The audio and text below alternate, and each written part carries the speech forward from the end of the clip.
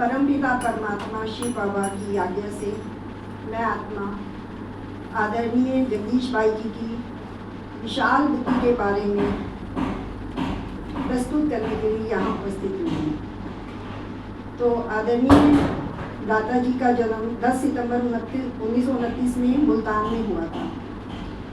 तो आदरणीय दाता जी जितने ज्ञान में तीक्ष्ण, विशाल बुद्धि, परखने में तीव्र और बुद्धिमान थे, उतने ही भावना में भरपूर थे।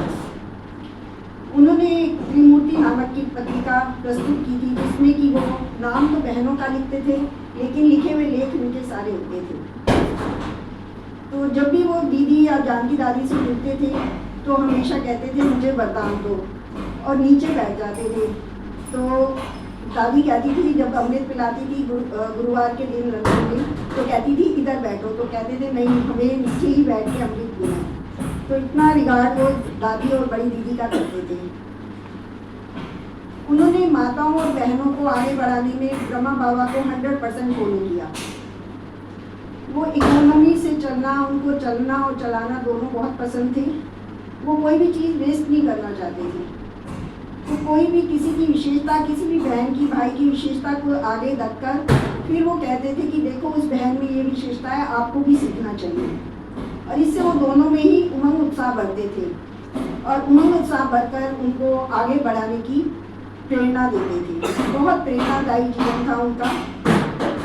उन्होंने जो साहित्य लिखा उसमें उतना साहित्य आज तक किसी ने नहीं लिया जो लिखा, जितना कि उन्होंने ईश्वरीय देव में दिया।